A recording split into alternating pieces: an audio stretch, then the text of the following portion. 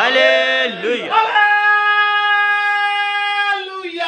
Hallelujah. दोस्तों, मैं जिंदा खुदा का शुक्र अदा करता हूं कि एक बार फिर से उसने मुझे आपके सामने खड़ा किया ताकि खुदा का पाक शुक्र आपके सामने पेश कर सकूं। खुदा का वो दोधारी तलवार कलाम जो बंद बंद गूदे गूदे में से होकर गुजर जाता है, मैं जिंदा खुदा का शुक्र गुजार हूं कि खुदा ने मुझे आपके सामने खड़ा किया ताकि खुदा उनकी वो दोधारी तलवार जब आप हाथों में लेते हैं तो शैतान दूर से देखकर भाग जाता है। आसमानी बाप का शुक्र अदा करता हूं कि मुझे उसने आपके सामने खड़ा किया ताकि खुदा उनका वो कलाम जो शीरीन के टपकों से भी ज्यादा मीठा, यानी शहद के टपकों से भी ज्यादा शीरीन और शीरीन से भी ज्यादा शीरीन और सोने से भी ज्यादा कुंदन है। आसमानी बाप का मैं शुक्र अदा करता हूं कि इस कलाम को उसने मुझे मेरे हाथों में दिया और मैं जिंदा खुदा का एक बार फिर से शुक्र अदा करता हूं कि उसने मुझे आपके सामने खड़ा किया, सही सलामत खड़ा किया, तंदुरुस्त खड़ा किया ताकि इस पाक सुखन को, इस जिंदगी की रोटी को, इस जिंदगी के पानी को आपके सामने परोस सकूं और आप इसे खा सके। तो मैं चाहता हूं खुदा बाप के लिए, यीशु मसीहा के लिए, खुदा रूह कुदूस के लिए, खुदा की पाक शरीयत, खुदा के पाक फजल और तहरीरी खुदा बाइबल मुकद्दस के लिए एक बार जोरदार तालियां। तेरे नाम की तारीफ हो, क्योंकि तू ही जिंदा खुदा है। हालेलुया। अजीजों, आज का कलाम है खुदा जो कि हम सुनने को है और इस कलाम खुदा का टॉपिक निहायत ही जबरदस्त, मुफीद, फलबार, हमेशा की तरह फ्रूटफुल और यह ऐसा फलदार है दोस्तों कि आप जब इस कलाम खुदा को नोश करेंगे तो मेरा ईमान है आपकी रूह भी सैर होगी और आप दूसरों की रूह को भी सैर करने का पूरा पूरा अंदाजे के साथ, तालीम के साथ, तजुर्बे के साथ हक रखेंगे। सो अजीजों, आज का जो टॉपिक है और आज का जो मजमून है वो दो लफ्जों पर टिका हुआ है। पहला लफ्ज है टेढ़ी नस्ल और दूसरा लफ्ज है कजरो कौम। नस्ल और कौम को अगर हटा दें तो टेढ़े लोग कौन है या कजरो लोग कौन है। मैं और आसान और सादा इसे कर देता हूं कि बाइबल मुकद्दस में आपने देखा होगा इन दो लफ्जों का बहुत ज्यादा इस्तेमाल किया है।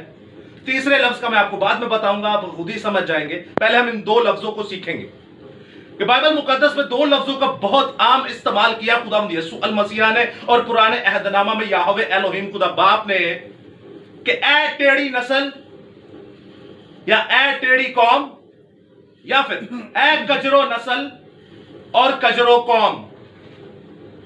अब आप लोग सभी जिंदा खुदा के सूरमा हैं, आप लोग मुझसे सीखिएगा, मैं आपसे सीखूंगा और हमें सिखाने वाला खुदा का रूह है। अगर हमें समझ ना आए तो, बट मेरा ईमान है खुदा का रूह यहां मौजूद है और वो हमें सिखाएगा। तो मैं आपसे पूछे जाता हूं कि टेढ़ी और कजरो, यानी टेढ़ी नस्ल और कौम, कजरो नस्ल और कौम, इस टेढ़ी का मतलब क्या है और इस कजरो का मतलब क्या है, नस्ल और कौम का मैं खुद ही पता चल जाएगा जी। तो यीशु मसीहा भी कहते रहे कि ए कजरो लोगो या ए कजरो नस्ल या ए टेढ़ी नस्ल, और पुराने अहदनामा में याहवे एलोहिम खुदा बाप भी कहते रहे ए टेढ़ी कौम ए कजरो नस्ल। तो आयते मुकद्दसा पढ़ने से पहले मैं आपका ये कंफ्यूजन क्लियर कर दूं और मैं आपसे भी पूछे जाता हूं कि टेढ़ी क्या है और कौन है और कजरो क्या है और कौन है, या आपको कोई सेंस हो या कोई किसी किस्म का अंदाजा हो आपको जी। जी, इजराइल कौम के लिए कहा गया। वेरी गुड, जबरदस्त। ये उनके लिए इस्तेमाल हुआ अल्फाज जो ईमानदार ना हो, जो ईमान ना लाए हों यीशु मसीह के, जो ईमान ना लाए हों यीशु मसीह पर, जो सुन के भी ना अनसुने रहते हैं, मतलब कि उनके लिए टेढ़ी नस्ल, जो कभी नहीं सुधरेंगे। नहीं, दोनों सही। एक बताएं, जो कबरी मतलब सुन के भी ना, मतलब कि हर ईमान होता है लेकिन वो ईमान लाते नहीं है, देखी भी नहीं कर सकते, देखे हुए भी नहीं मान लाते। और कोई टेढ़े लोग और टेढ़ी नस्ल या कजरो लोग या कजरो नस्ल। जी विकी भाई, फ्रेश नर्सिंग स्टूडेंट जी, कोई और कोई अंदाजा लगाए। चले मैं आपके सामने एक पैसेज पढ़ता हूं और आज की आयत मुकद्दसा भी है, शायद आपको थोड़ा अंदाजा लग जाए। आप मेरे साथ देखिएगा कलाम खुदा में से खुदावंद यीशु अल मसीहा की पाक इंजील जो कि मुकद्दस लूका की मुआरफत लिखी गई और उसका 9वां बाब। तो अजीजों, गौर से सुनना आप इस पैसेज को, आपको कुछ आइडिया होगा कि खुदावंद यीशु मसीह कजरो नस्ल, जी हारून भैया, ये कजरो नस्ल और टेढ़ी नस्ल किसे कह रहे हैं? आप मेरे साथ देखिएगा, लूका 9वां बाब उसकी 37वीं आयत था। मैं 41वीं आयत तक कॉन्वर्ट पढ़ूंगा, पैसेज को सुनिएगा, मैं फिर आपसे पूछूंगा। दूसरे दिन जब वो पहाड़ से उतरे थे तो ऐसा हुआ कि एक बड़ी भीड़ उससे आ मिली, और देखो एक आदमी ने भीड़ में चिल्लाकर कहा, ए उस्ताद, मैं तेरी मिन्नत करता हूं कि मेरे बेटे पर नजर कर, क्योंकि वो इकलौता है और देखो एक रूह उसे पकड़ लेती है और वो यकायक चीख उठता है और उसको ऐसा मरोड़ती है कि कफ भर लाता है और उसको कुचल कर मुश्किल से छोड़ती है। और मैंने तेरे शागिर्दों की मिन्नत की कि उसे निकाल दे, लेकिन वो ना निकाल सके। अब ये टू दी पॉइंट वर्स है। 41वें आयत में लिखा है, यीशु ने जवाब में उससे कहा, ए बेइत्तेकाद और कजरो कौम, मैं कब तक तुम्हारे साथ रहूंगा और तुम्हारी बर्दाश्त करूंगा? अपने बेटे को यहां ला। वो आता था, वो आते ही था कि बदरू ने उसे पटक कर मरोड़ा और यीशु ने उस नापाक रूह को झिड़का और लड़के को अच्छा करके उसके बाप को दे दिया। और सब लोग खुदा की शान को देखकर हैरान हुए। कलाम खुदा का पढ़ा, सुना, समझा और कबूल किया जाना हम सबों के लिए बाइस से बरकत का सबब हो। खुदा का शुक्र हो, आमीन। अब अजीजों, आपने इस पैसेज को सुना, अब आपको कुछ समझ आए कि कजरो नस्ल या टेढ़ी नस्ल या बेइत्तेकाद लोग कौन है? जी, कोई भी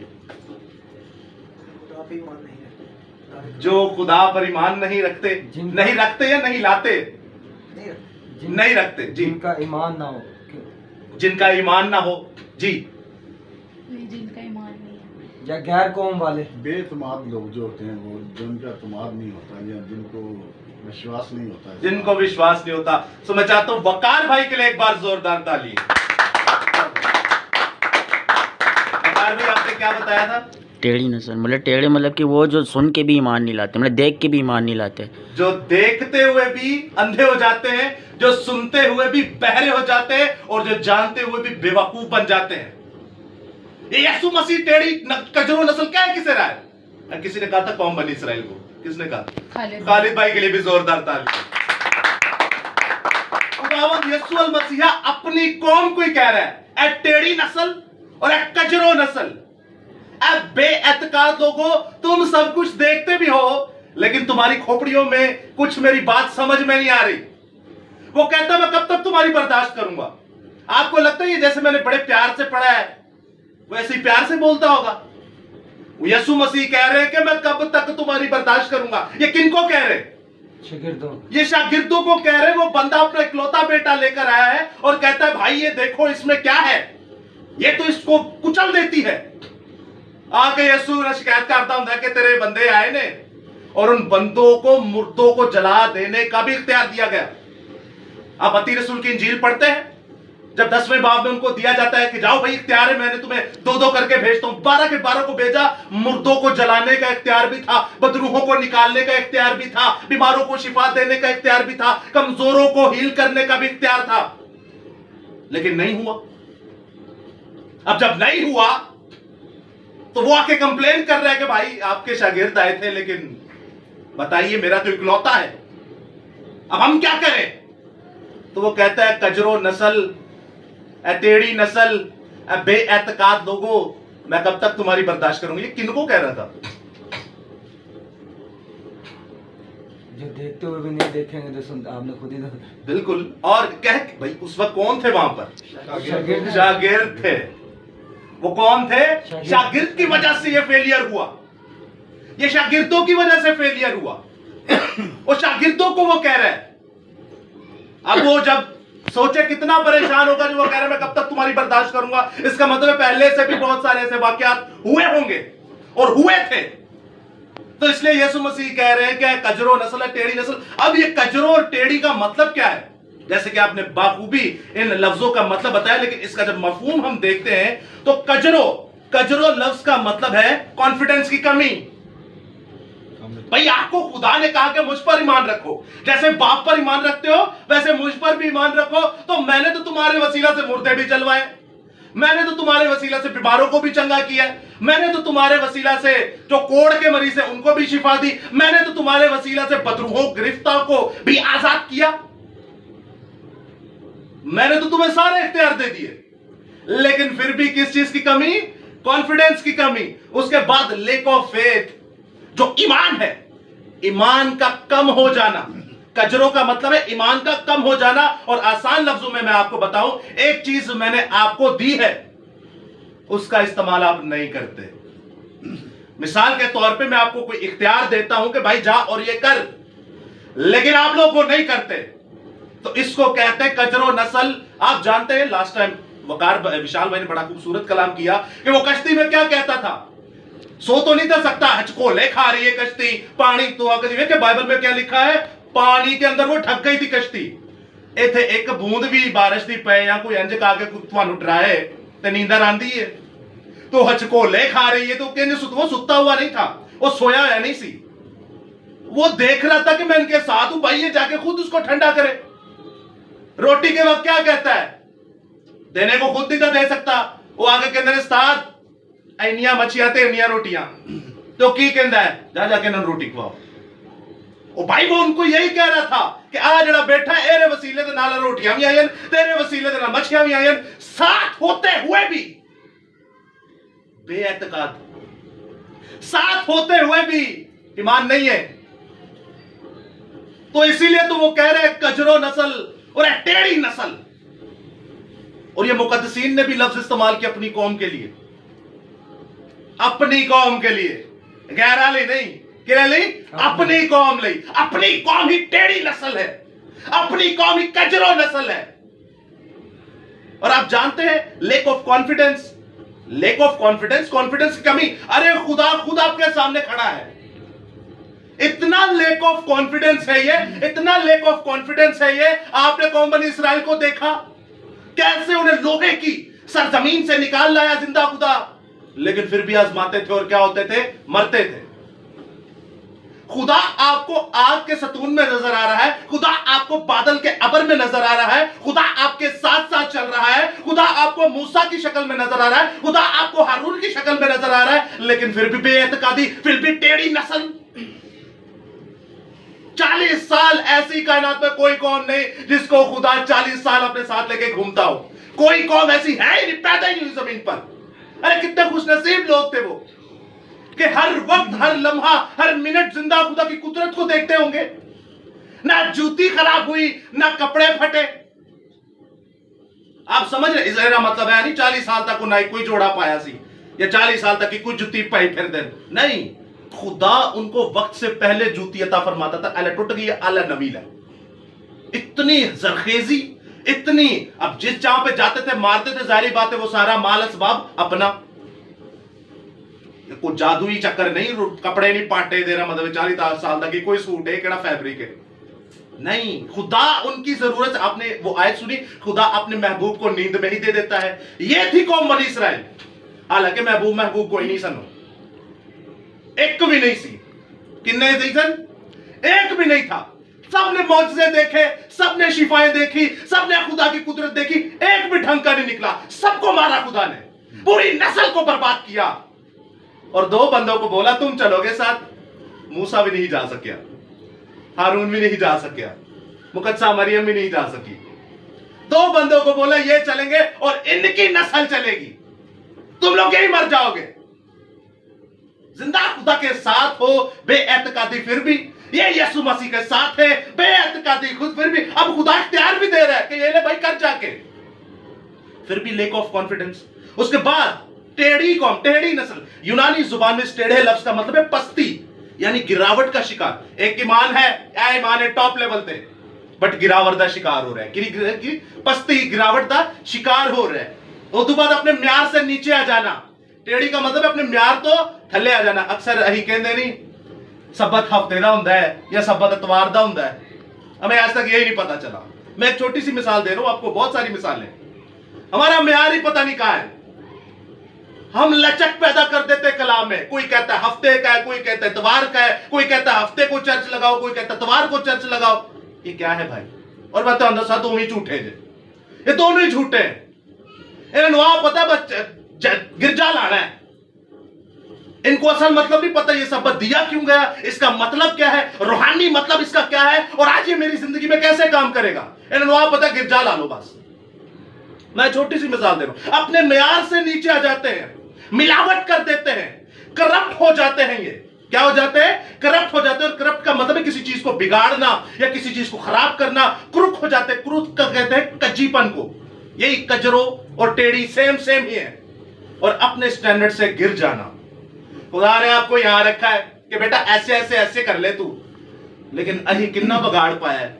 आपने तालीमात में देखा है। अभी हम लोग बात कर रहे थे शहजाद भाई से, जिशान भाई से, वो बता रहे थे ऐसे ऐसे मैं खादिम के पास जाता हूं, तो मैंने उनको डायरेक्ट बताया कि वो जो डांस करते हैं, अब कौन सी दुनिया में हम रह रहे हैं? कहां चला गया हमारा ईमान? क्या हम भी टेढ़ी और कजरो नस्ल है? क्या खुदा आसमान से ये ना बोलता होगा ये भी टेढ़ी और कजरो नस्ल, बल्कि ये सबसे ज्यादा टेढ़ी और कजरो नस्ल? कैसे?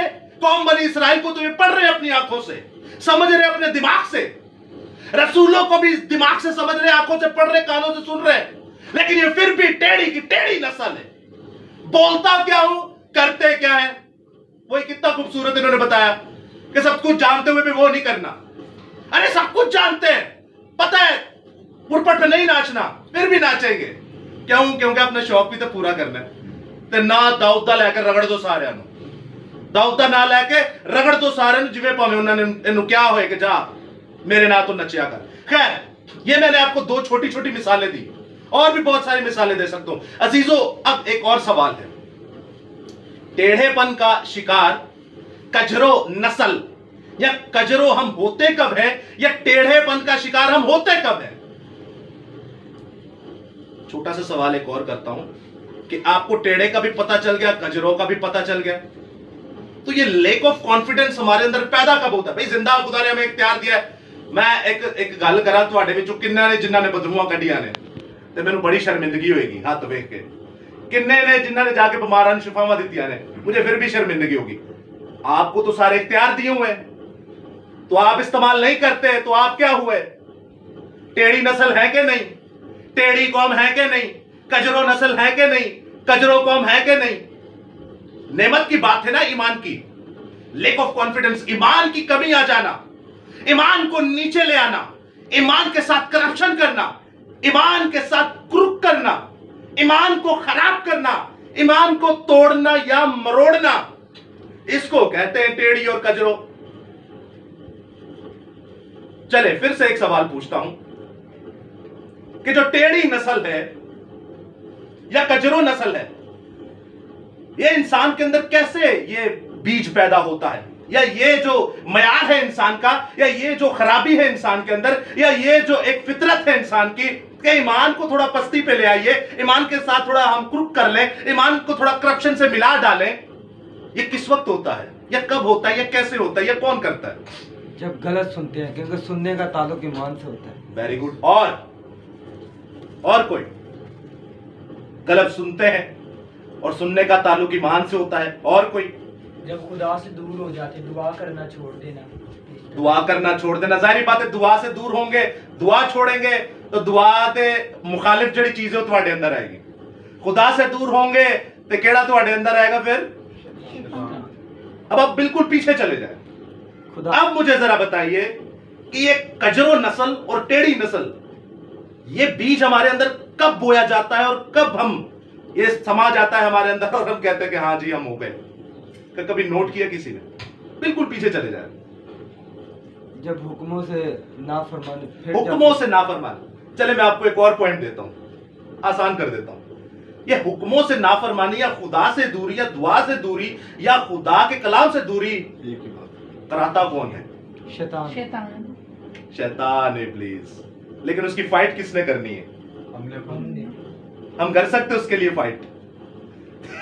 विक्की भाई कह रहे नहीं। कर सकते हैं कि नहीं? कर सकते हैं। हारून भाई कह रहे हैं हाँ, कैसे करेंगे भाई? खुदा का नाम को लेके वो खुदा का नाम तो शयातीन भी लेते हैं, खुदा का नाम तो खुद शयातीन लेते हैं, ईमान भी रखते हैं। अगर आप कहेंगे खुदा पर ईमान लाएंगे तो वो तो हमसे ज्यादा ईमान रखते हो, थर थर कांपते हैं। कैसे मुकाबला करेंगे?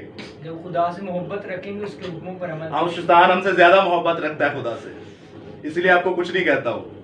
और कोई वो खुदा से बहुत मोहब्बत रखता है। क्यों? पता क्यों? मैं आपको बताता हूँ एक केस। यीशु मसीह के सामने जब दो, मत्ती में 2, लूका में 1, जब वो बंदे आते हैं जिनमें लश्कर होता है तो वो कहते हैं क्या डाल दे सुअरों में।